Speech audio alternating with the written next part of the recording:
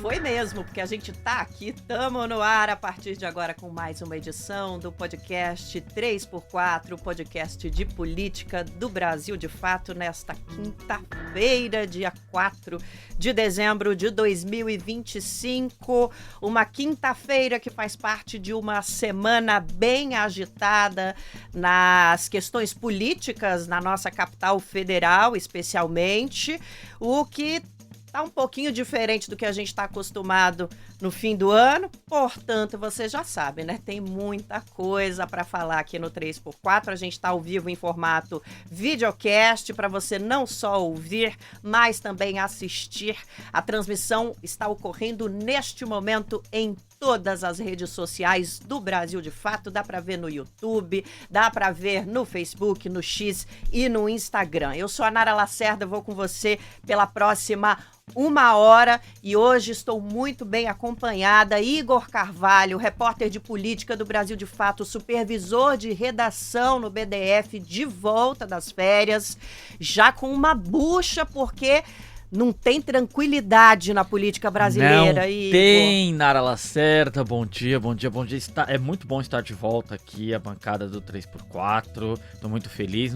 Que semana agitada, Nara, que semana é banqueiro preso e solto, presidente de Assembleia Legislativa preso, família Bolsonaro ruindo, se degladiando publicamente, mas não é disso que a gente vai falar, né, Nara? Não, hoje não. Aliás, eu tinha defendido para sua volta que a gente trouxesse um tema ameno, vamos falar de cinema, cultura popular, mas não teve jeito, porque principalmente o Senado Federal não tá deixando a gente respirar. Manda sua mensagem, a gente tá ao vivo também no 98.9 FM, a Rádio Brasil de Fato. Que honra estar nas ondas do rádio brasileiro, trazendo comunicação popular para você que está nos ouvindo na Grande São Paulo. Então vamos falar sobre o nosso tema. Bom, se você pensa que a novela das 9 do nosso querido Aguinaldo Silva tá emocionante, tá mesmo, se prepara, porque o nosso tema de hoje tá muito mais emocionante. O Senado Federal tem oferecido muito drama inédito, inclusive nos últimos dias, a briga pela indicação de um novo nome para o Supremo e as reações do presidente do Senado, Davi Alcolumbre, a Jorge Messias, estão criando um cenário de embate que a gente já conhece, mas que tem alguns elementos diferentes dessa vez.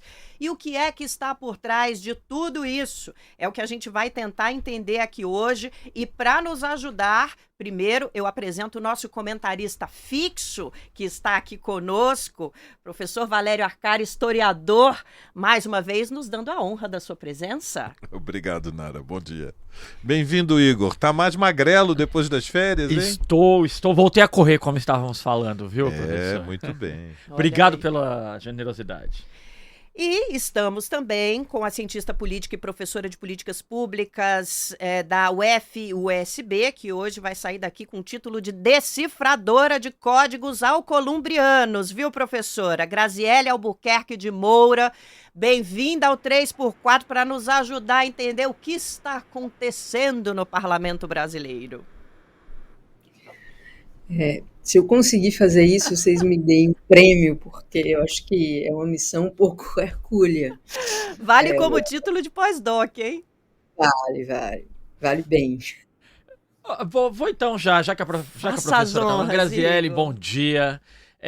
Acho que podemos começar justamente tentando entender um pouco esses últimos gestos, a postura do Alcolumbre. Então, eu queria ver com a senhora, como a senhora tem visto principalmente nessa última semana, as medidas tomadas pelo Alcolumbre, o discurso e como ele tem se comportado em relação à tentativa de aproximação do Jorge Messias. A sabatina foi cancelada, mas queria escutar da senhora de uma forma um pouco geral, como a senhora tem analisado esses últimos gestos do Alcolumbre. Antes, só uma pequena correção. Nos créditos, eu sou do mestrado de Avaliação em Políticas Públicas da UFC. UFC, a nossa Universidade Federal do Ceará, né, professor? Com muito orgulho, a Universidade Pública Brasileira. Exato. Mas, voltando aí para o enigma do Alcolumbre, Claramente, assim, o que a gente vê hoje é um cenário muito distinto de indicações para ministros do Supremo. A gente tem ministros hoje que são muito mais políticos do que jurídicos, se a gente pode falar assim. Isso serve no raciocínio para a gente pensar, por exemplo, por que o Lula, por que o Executivo está indicando determinados nomes, isso serve também para a gente pensar que o Senado quer um nome no Supremo para chamar de seu, né? O Senado também quer nomes. O nome do Pacheco foi aventado, inclusive a gente tem notícias de bastidores que alguns ministros também preferiam o nome do Pacheco por uma questão de trânsito político, enfim. E o que a gente pode sintetizar, e tem muitas matizes, mas basicamente é o Alcolumbre, e aí eu acho que a gente precisa ir além dele, ele é uma figura central e tem aspectos muito pessoais, eu acho que a serem trabalhados, mas o Senado também quer um nome. Por quê? Porque do mesmo jeito que cabe ao Senado aprovar ou não um nome para ministro do Supremo, ou até a decisão do Gilmar Mendes, se cabe ou não ao Senado, por exemplo, liberar um impeachment para ministro, também é o Supremo que julga ações relativas a senadores. Então, nada mais justo do que, do outro lado, haver o interesse manifesto em ter nomes, digamos assim, com trânsito no Senado, indicado pelo Senado. Eu acho que a gente entender um pouco a regra do jogo é importante. Eu acho que a figura do Alcolumbre ela tem questões muito específicas, mas é preciso entender que o Senado também tem interesse, em geral, na indicação desses nomes. Pela avaliação, professor, eu queria estender essa pergunta também ao professor Valério Arcari, porque antes aqui, inclusive, da nossa conversa, ele estava trazendo uma avaliação bem interessante sobre a amplitude dessa questão, que não diz respeito só ao que a gente está enxergando nessa superfície ali no Congresso Nacional. O senhor tem uma avaliação de que vai mais longe essa birra, né? Acho que podemos chamar assim, que vem da presidência do Senado. Como é que o senhor enxerga isso, professor Arcari? Eu penso que existe uma tendência da mídia liberal, Nara, Igor, a professora, de simplificar o que é um conflito de muito maior profundidade, ou seja, a personalização é um excesso da política brasileira, pelo menos da interpretação da política brasileira. A rigor, nós temos uma situação de uma certa excepcionalidade brasileira, que é o fato de que o Supremo Tribunal Federal no Brasil decidiu punir de forma muito rigorosa a ação da extrema-direita, ou seja, a corrente neofascista está sendo decapitada no Brasil. Bolsonaro está na prisão, generais, almirantes. Isso é excepcional a nível internacional. Nós estamos numa realidade em que a corrente mais dinâmica de representação dos interesses da classe dominante à escala mundial é a corrente neofascista. E o único país, Nara, é que até agora foi estabelecido pelas instituições da República Burguesa um limite, uma linha traçada no chão dizendo: não permanecerão impunes todas as conspirações golpistas. Foi no Brasil. Então, há uma tentativa nesta nomeação do Messias, de proteger o Congresso, ou seja, o Senado e a Câmara dos Deputados, da iniciativa política, se quisermos, para usar um termo mais claro, do empoderamento relativo no equilíbrio do poder do Supremo Tribunal Federal, porque é no Congresso, da Câmara dos Deputados e no Senado que as diferentes correntes, frações, movimentos, partidos da classe dominante se expressam, e é nela que está essencialmente representada os interesses da corrente neofascista. Claro que eles se apoiam nos governadores do Triângulo Estratégico, São Paulo, Minas Gerais e Rio de Janeiro, mas é no Congresso Nacional que eles têm posições mais sólidas, têm uma bancada de mais de 100 deputados federais. Então o conflito é saber qual é o grau de autonomia que o Supremo Tribunal Federal terá diante do Congresso, uma disputa institucional de relações de poder, mas que não é neutra, ou seja, a questão essencial é saber se a corrente neofascista, que foi no Brasil derrotada durante este ano, mas que avança no mundo. Milei venceu as eleições em Buenos Aires. Cast se prepara para vencer o segundo turno no Chile. A direita venceu as eleições na Bolívia. Os candidatos da direita e extrema-direita são favoritos nas próximas eleições do ano que vem no Peru. É impossível prever o resultado das eleições na Colômbia.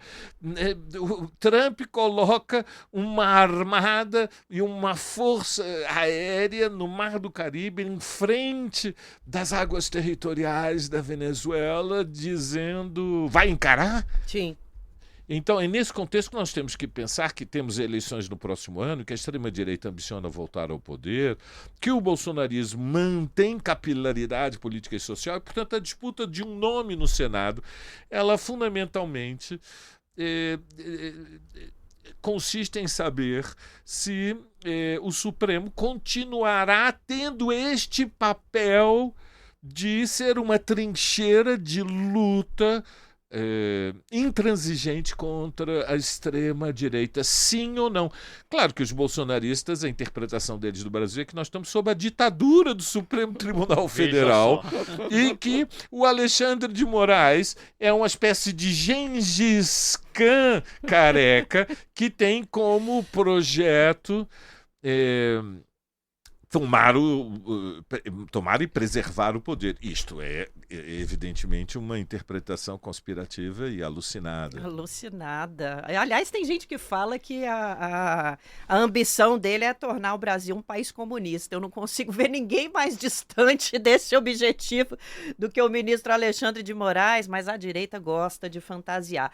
Agora, professora Grazielli, o professor Arcari traz para a gente uma análise, uma avaliação mais ampla desse Senado. Hoje a gente tem também no Brasil uma certa polêmica envolvendo um outro assunto, que é a determinação do ministro Gilmar Mendes sobre quem pode colocar na pauta o afastamento de ministros do Supremo, que muita gente chama de impeachment dos ministros do Supremo, né?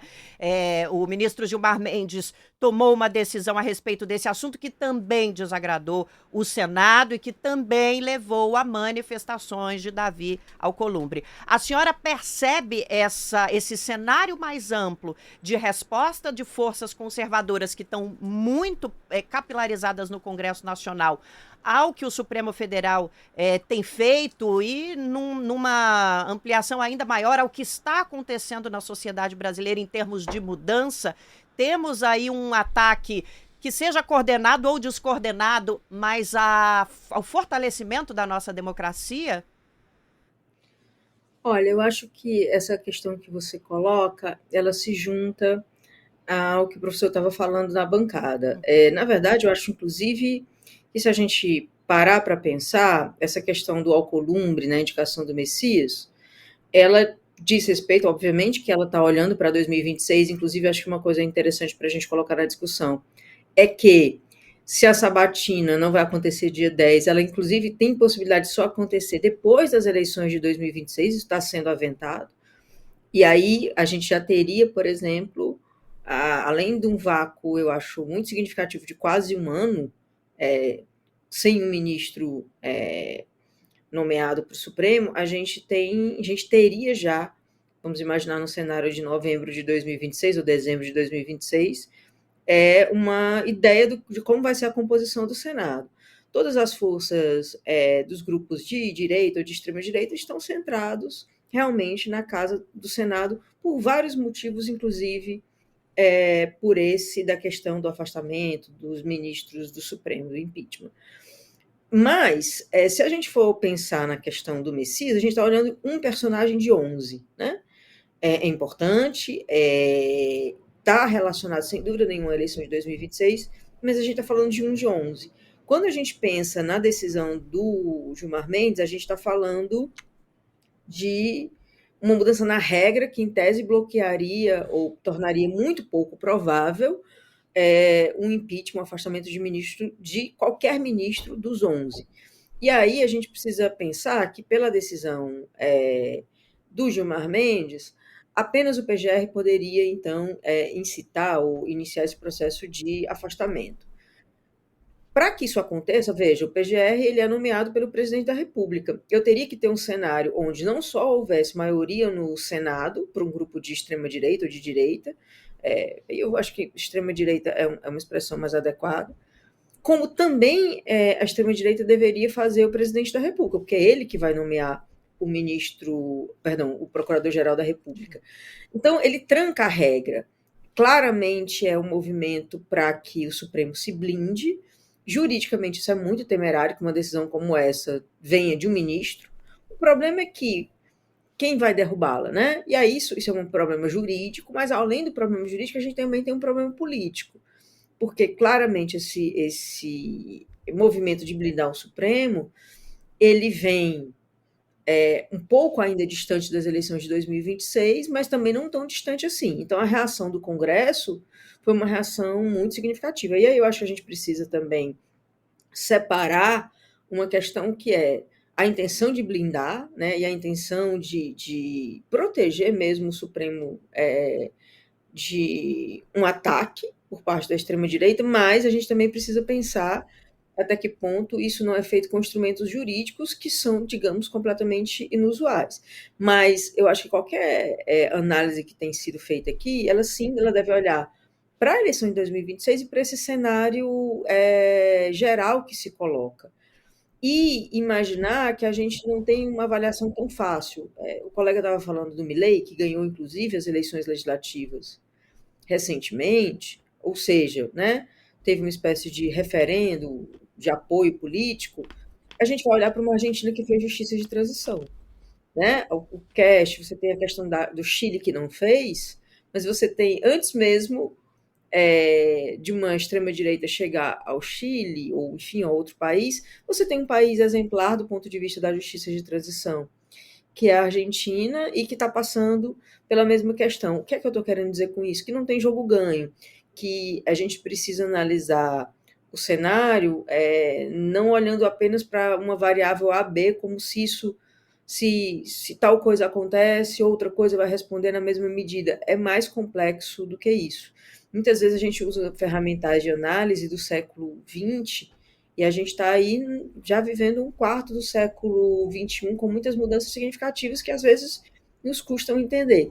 Mas eu acho que é muito importante a gente pensar em duas coisas especificamente sobre a decisão do Gilmar Mendes. O fato de que ela claramente está olhando para 2026, que ela tem um sentido muito lógico, porque essa questão do impeachment dos ministros, o afastamento, está sendo dada há muito tempo, não é nenhuma novidade, mas juridicamente a gente precisa pensar até que ponto a gente está usando as ferramentas adequadas para o conteúdo que deveria ser de fato protegido.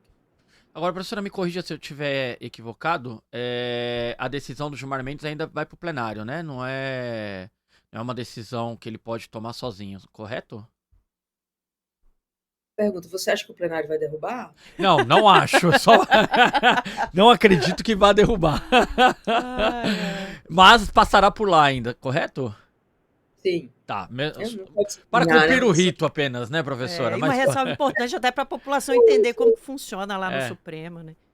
Mas diga lá, Igor. Agora, professor, eu fiquei aqui escutando a Graziela falando, fiquei com uma dúvida, porque com o cancelamento da sabatina, oferta ao Columbre alguns meses tendo essa carta na manga para negociar com o governo. Mas também oferta ao Lula alguns meses para negociar com os senadores um apoio ao Messias. Quem sai ganhando aí? Eu creio que o governo saiu ganhando, que o Columbre recuou. Veja, nós temos que ampliar a nossa visão para compreender estes movimentos que são frequentemente rasteiras, dribles, dissimulações na superestrutura política. A extrema-direita tem um projeto, tem uma estratégia que é mais ou menos clara. Ela A corrente bolsonarista está numa negociação e disputa pública com o Centrão. As condições para o apoio do Bolsonaro a quem será o candidato que pode unificar a oposição contra a reeleição de Lula. E ela tem um conjunto de exigências. Igor, a primeira destas exigências é o indulto de Jair Bolsonaro. Sim. Ou seja, do ponto de vista do bolsonarismo, é impensável que o Bolsonaro vai permanecer preso até 2030. Claro que no Brasil a incerteza é gigantesca. Nós não conseguíamos prever até uma semana atrás nem quem ia ganhar o Campeonato Brasileiro. Havia chance do Palmeiras ganhar. Portanto, a rigor, os desfechos destas lutas é em grande medida imprevisível. Mas a linha da extrema-direita, a linha do clã Bolsonaro é muito clara, exigir o indulto. Mas não basta exigir o indulto, porque há o Supremo e, portanto, se trata de garantir que, além do indulto presidencial de um futuro candidato que terá o apoio da família Bolsonaro para derrotar o Lula, é preciso enfrentar o Supremo Tribunal Federal. Aí voltamos à questão Alcolumbre e Messias. Uhum.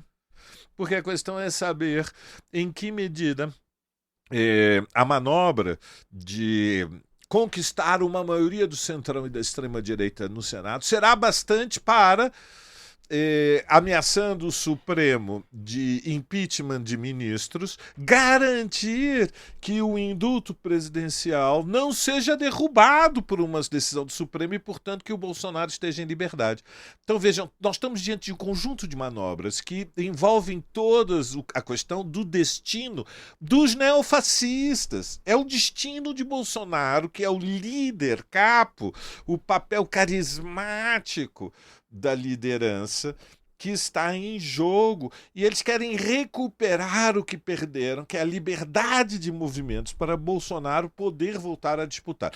Tudo isto é muito incerto, mas o que é a rigor, claro, é que a indicação de Messias fortalece uma independência do Supremo. E a decisão de Gilmar obedece a um cálculo de que a independência do Supremo, ganhe quem ganhe as eleições, ou seja, se a direita, se Tarcísio finalmente for coroado como o herdeiro do voto do bolsonarismo, chegar ao poder, não terá condições de manipular o Senado para derrubar o Supremo e, portanto, o caminho para a anistia de Bolsonaro fica finalmente bloqueada.Esse é o sentido da decisão de Gilmar. Ele está dizendo, vocês não vão passar, entendem? Mesmo que ganhem as eleições, mesmo que tenha uma maioria de 85%, 90% no Senado, estão me ouvindo bem? Vocês não derrubam ninguém aqui no Supremo.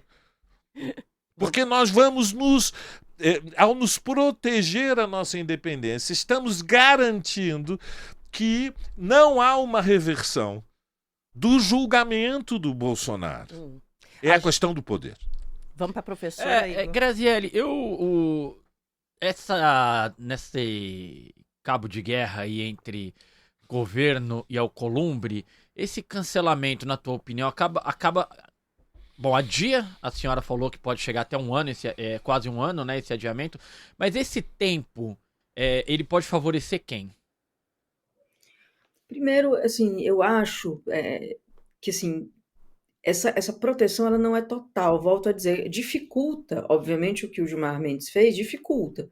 Mas volto a dizer, se você tem um presidente que se associa à maioria do Senado e ele indica um PGR, a regra, ela dificulta, né? A ação do Gilmar Mendes criou ali uma trava muito complicada na regra. Mas ela não é uma trava total. Eu acho que a gente precisa só, assim, do meu ponto de vista, eu discordo porque eu acho que ainda há essa margem. E volto a dizer, acho que existe uma questão jurídica também para ser tratada, porque senão a gente vai sacar da manga todo tipo de instrumento em prol de um fim. Mas eu acho que nesse um ano, o que a gente vai perceber é que as coisas não são, como eu falei, tão... fáceis de entender com as ferramentas que a gente tem. Vamos colocar. Houve muita resistência, inclusive por parte da esquerda, da indicação do nome de Messias, né? Uma parte da esquerda que queria mais atrelada à questão das identidades, enfim, da representatividade, né? Se falava muito de uma mulher negra, etc, etc. Com isso, o que a gente tem é um candidato claramente alinhado ao executivo numa tradição bem Lula 3, né? Que é muito diferente, por exemplo, do início das indicações do PT ao Supremo. Se você for olhar o Lula 1, quando a gente tinha uma figura como Márcio Tomás Bastos, que meio que fazia o meio de campo, a gente tinha indicações muito mais consensuadas politicamente. Mas se a gente for olhar para o cenário de 2003, 2004, 2005, a gente nem vivia um Brasil polarizado nesses termos. Obviamente, você tinha ali uma disputa PT-PSDB, mas era uma outra coisa, né? Completamente diferente, tudo dentro do jogo democrático. E essas indicações eram consensuadas. Eu vou dar um exemplo para vocês verem. Dizem, né, para quem acompanha o Estudo Supremo, como eu, que a indicação, por exemplo, da vaga da Ellen Grace deveria ter sido do Peluso. E foi para Ellen Grace, porque naquele momento também se tinha uma pauta para uma mulher, e quem acaba nomeando o Peluso vai ser o Lula, embora o Peluso seja um sujeito que, por exemplo, estava mais associado a figuras do PSDB. Então, isso existia. E aí eu estou colocando isso no tempo para pensar que agora, no Lula 3, o que a gente tem são indicações muito mais, eu vou usar a palavra de critério pessoal do Lula, e muito mais políticas. Dino, Zanin e agora o Messias.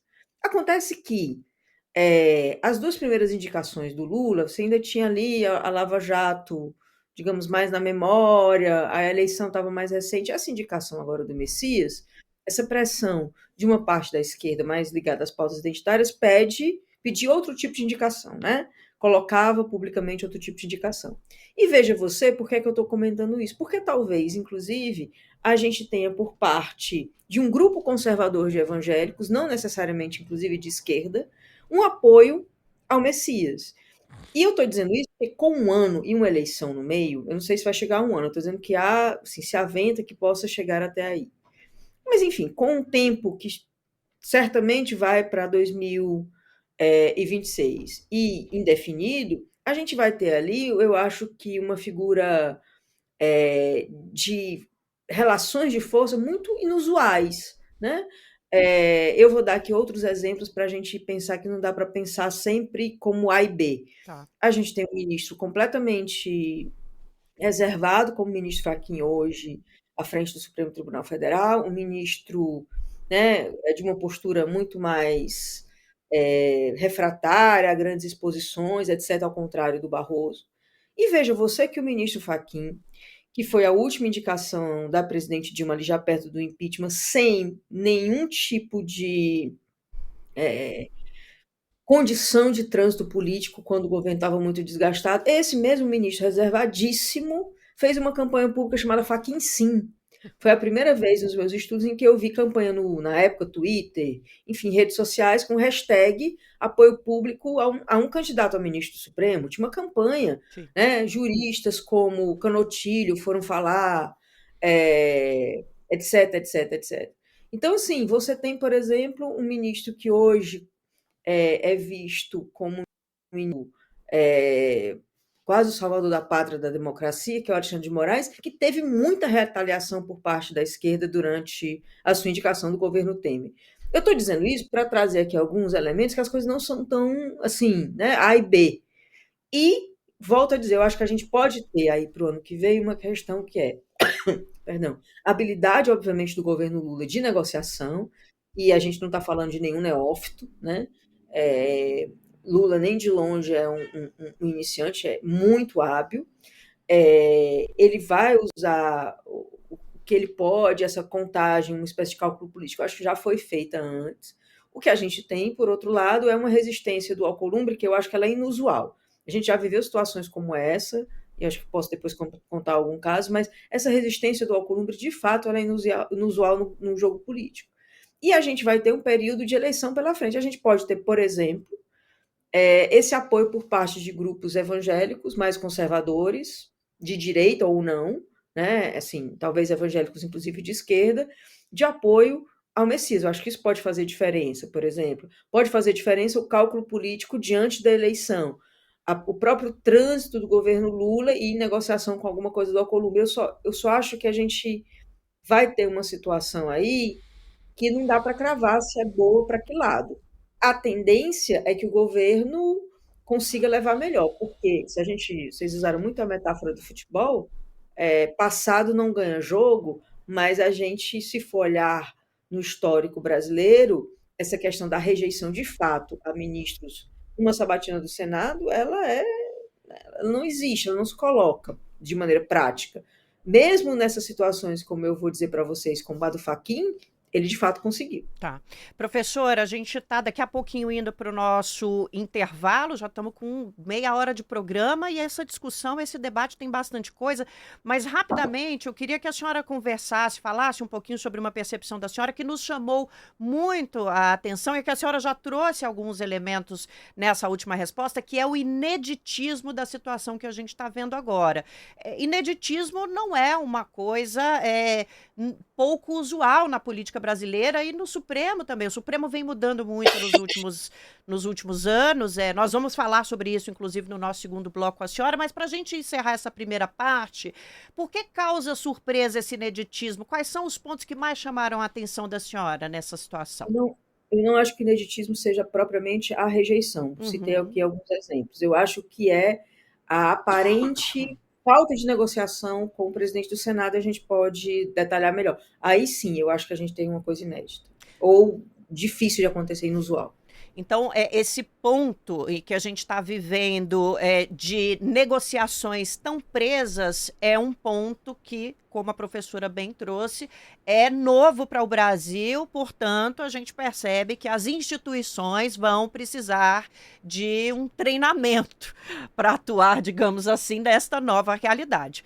Bom, então vamos para um rápido intervalo. Vamos lá, meu querido Vitor, para o nosso intervalinho, para eu passar um recado para os nossos ouvintes e a gente volta com esse debate importantíssimo.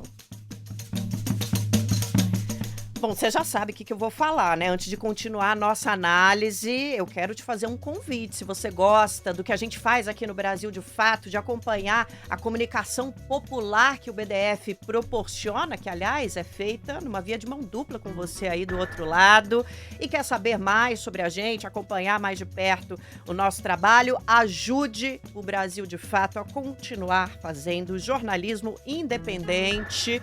Vai lá no nosso site, na nossa campanha de apoio e ajuda a gente a te contar o que a mídia burguesa e tradicional não te conta. A página é brasildefato.com.br/apoia.se e não esquece que o 3x4 está aberto às suas sugestões, às suas críticas, às suas considerações.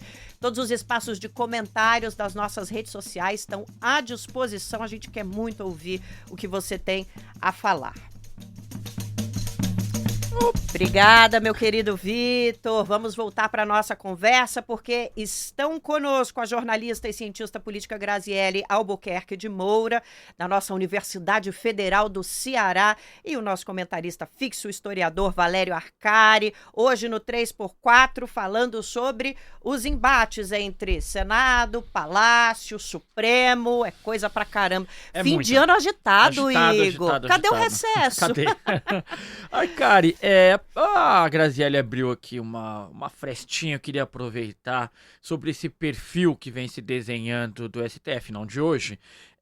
Você concorda, e para além do concordar ou não, concorda que nós estamos construindo um STF cada vez mais com perfil político, menos técnico e talvez mais político, aí ao sabor de cada presidente, e se acha que isso é uma tendência? Nunca acho que foi muito técnico. Uhum. Ou seja, esta romantização de um passado que seria um Supremo com especialistas que têm um domínio acadêmico, enciclopédico sobre a tradição jurídica e que estão acima dos conflitos reais, terríveis, brutais, devastadores que fraturam a sociedade. Esta ideia romantizada de um Supremo neutro é é um pouco ingênua. Não foi assim durante a ditadura. 20 anos de ditadura deu tempo para o Supremo reagir e, no entanto, estamos falando de centenas de mortes. Claro. Estamos falando de dezenas de milhares de prisões, uma tragédia, uma cicatriz. E o Supremo? Onde estava? Onde estava? Então, não sejamos ingênuos. Olhemos só para os últimos 10 anos. Este Supremo não foi o mesmo que legitimou a Operação Lava Jato com todo o abuso de poder que hoje nós sabemos aconteceu. Este Supremo não legitimou que o julgamento do Lula em Curitiba, conduzido por o Sérgio Moro, tivesse cobertura institucional. Então, nós sejamos conscientes, ainda que o lugar dos indivíduos na história tenha importância, e quero ser claro sobre isto, é evidente que Alexandre de Moraes e outros no Supremo cumpriram um papel insubstituível, sobretudo depois da delação do Mauro Cid, para nós termos um desfecho que é histórico, que é a prisão pela primeira vez de uma parte da alta oficialidade golpista que planejava a toma do poder do Brasil. A rigor, as instituições elas vão um pouco além do papel dos indivíduos e, portanto, elas oscilam em função de uma disputa que está na luta de classe, está na relação de forças dentro da sociedade. Por que o Supremo legitimou o golpe institucional, a barbaridade que foi a Câmara dos Deputados, conduzida por Eduardo Cunha, subverter todas as regras numa sessão grotesca de horror. E o Supremo legitimou o que não foi um impeachment.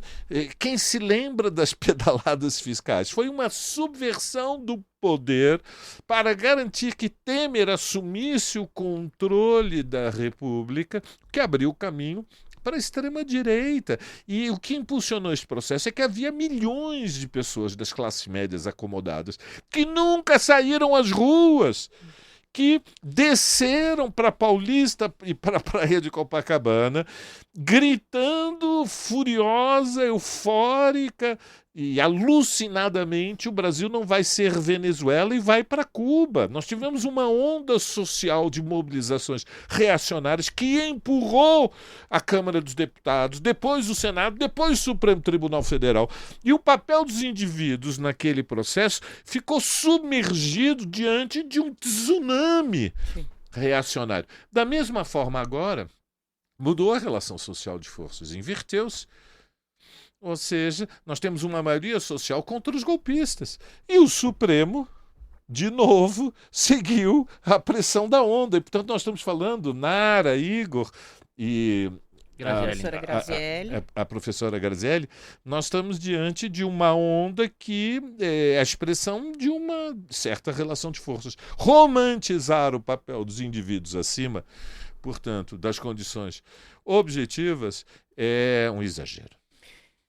Eu acho que é importante nessa fala do professor Arcari, o professor Arcari traz a percepção de que a natureza técnica do Supremo, durante a história do tribunal, sempre foi superada pela natureza política. Agora a gente está percebendo isso com mais força, mas a gente também precisa lembrar que o Supremo sempre teve o seu corpo de ministros composto por pessoas da elite econômica e muitas vezes acadêmica do Brasil, e é claro que isso influencia as percepções dentro de um tribunal, aliás, dentro de qualquer lugar. Então, né, é preciso deixar esse fato histórico bem exposto. Estamos falando de uma elite intelectual, de uma elite econômica que sempre fez parte do Supremo Tribunal Federal. Mudou um pouco nos últimos anos, mas assim, né? Não nos enganemos, né, Claro, Igor? De vez em quando a gente tem aí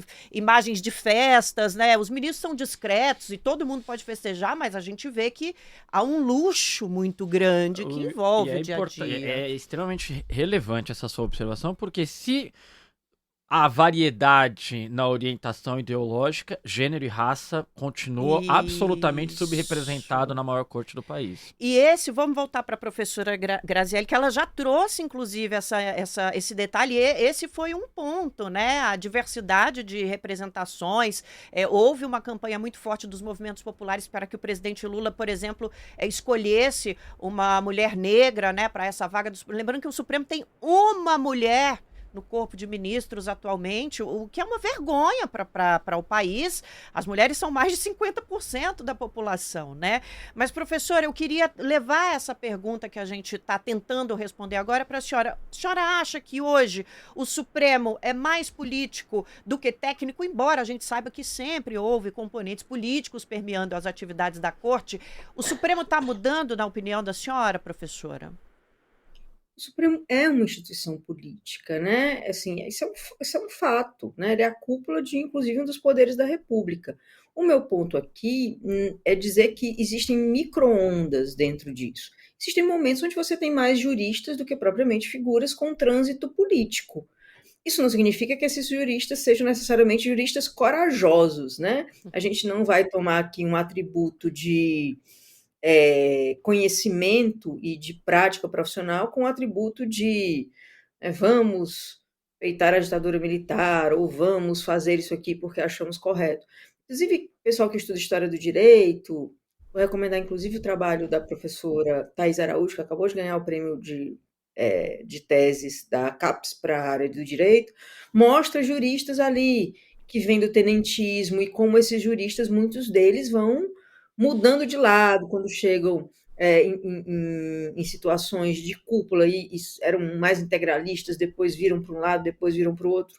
A gente tem figuras como, por exemplo, Goffredo Telles, que apoiou, né, a ditadura militar e depois age contra a própria ditadura no movimento de arrependimento. Isso, o meu ponto é dizer que a gente tem claramente no governo Lula III indicações que são mais dadas por uma atribuição e uma decisão ligada ao presidente Lula. E isso nem sempre foi assim. Lula I, Lula II, por exemplo, você tem a figura do Márcio Tomás Bastos, que a literatura mostra amplamente que ele negociava mais isso, porque, inclusive, não havia tantos riscos, digamos assim, institucionais, como a gente colocou.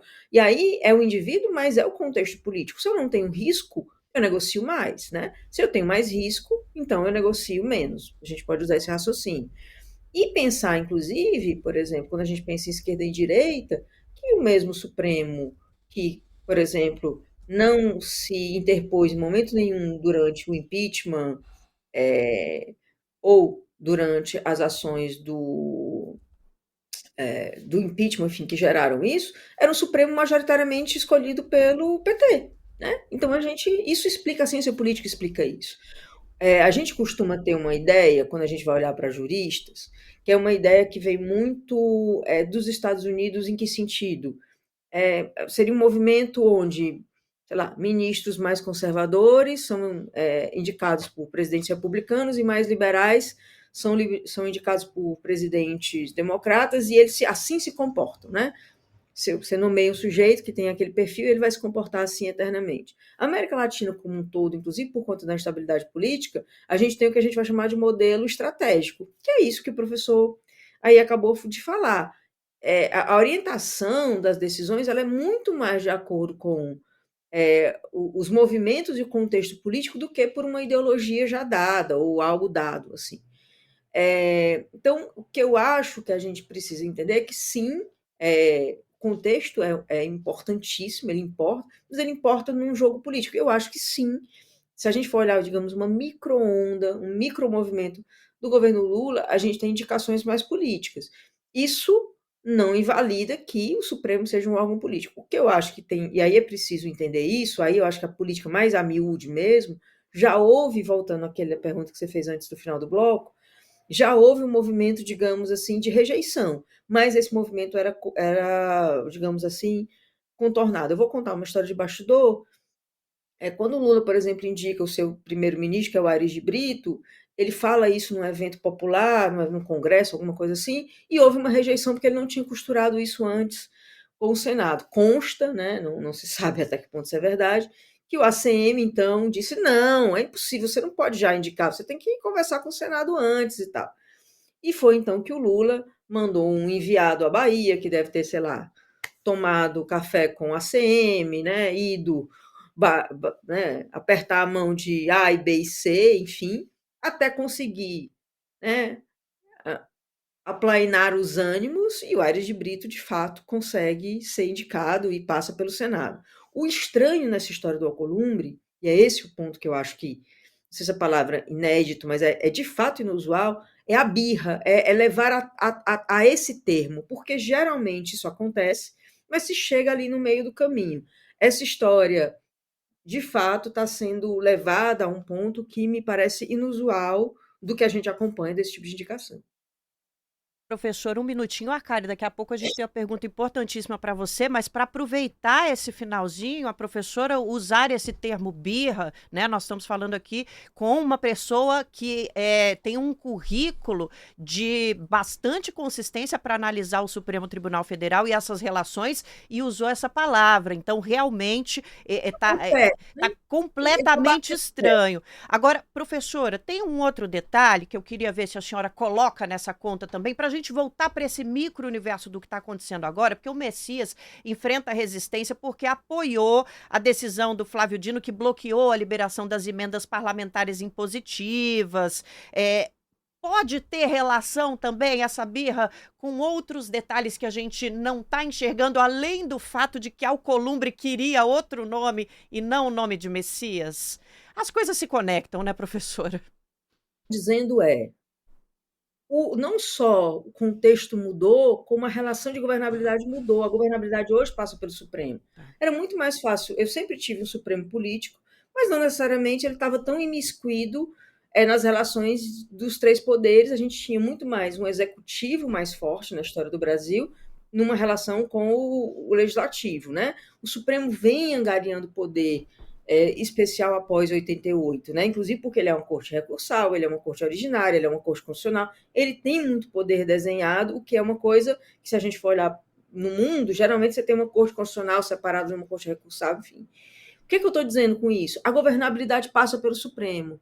Se naquela arena a disputa política ocorre também de uma maneira mais vigorosa, tanto é crível ou imaginável que o presidente da República queira representantes ali com os quais ele tem mais diálogo, como também é muito mais crível e aceitável que o Congresso Nacional, pelos motivos que for, não, a gente também quer alguém aí. Então, assim, eu acho que isso que está dado, isso precisa ser compreendido com menos desassombro, entendeu?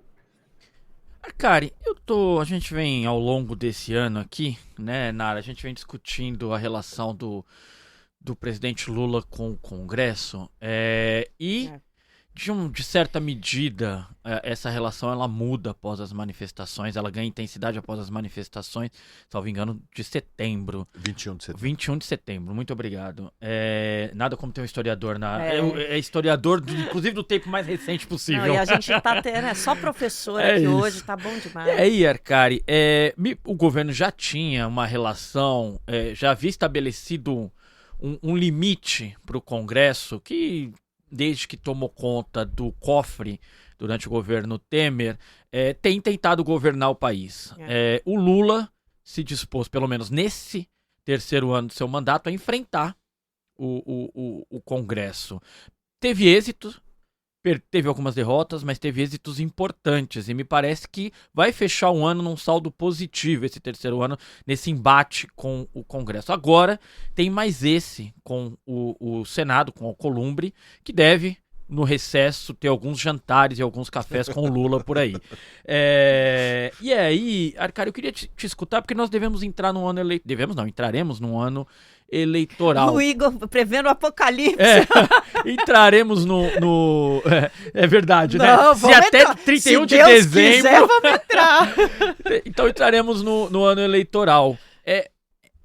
Você acredita que essa deve ser a postura? O governo deve manter esse tom nas relações com as duas casas legislativas do país? Sim, claro. Na verdade, nós tivemos 3 grandes momentos este ano, Igor. Nós tivemos o 30 de março, que foi o ápice da campanha sem anistia. Foi o grande fato acontecimento do ano.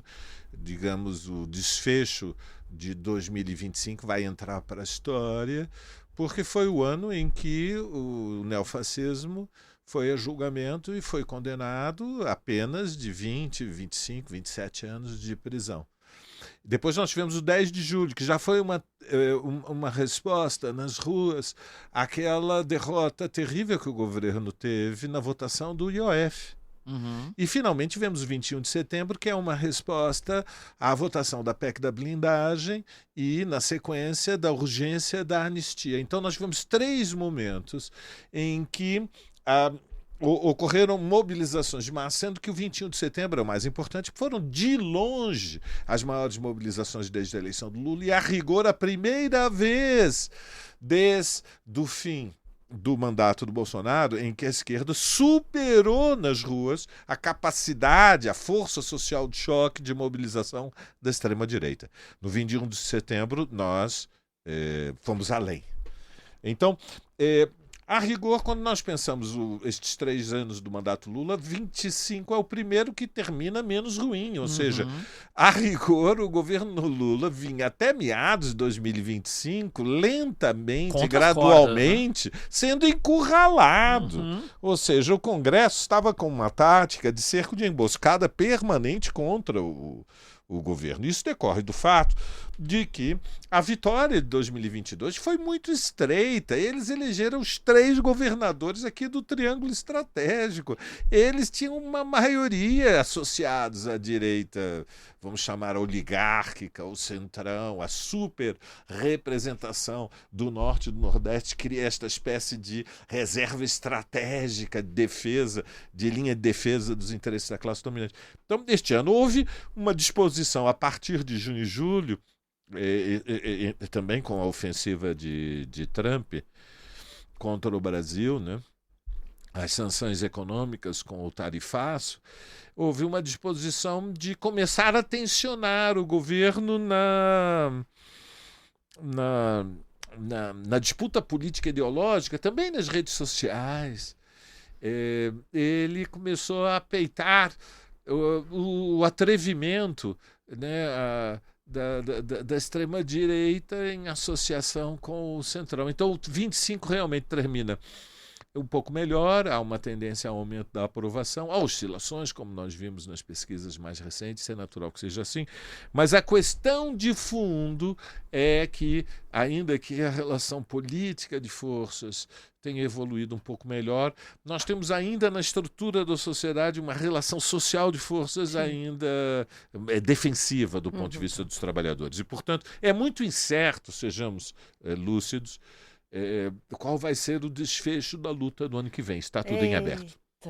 Se a gente pudesse, a gente ficava aqui mais 1 hora, viu, professora Graziele? Mas, infelizmente, a gente está indo para a nossa reta final.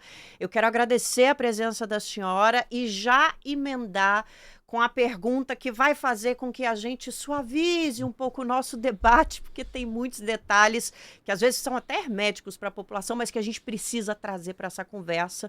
Então eu agradeço. A senhora trouxe uma visão muito certeira do funcionamento do Supremo e nos ajudou a entender muita coisa aqui. Obrigada, e já emendo. Qual é a recomendação artístico-cultural que a senhora traz para a nossa audiência e para nós também? A minha recomendação é uma provocação, tem a ver com essa coisa de tentar enxergar as coisas de um outro prisma.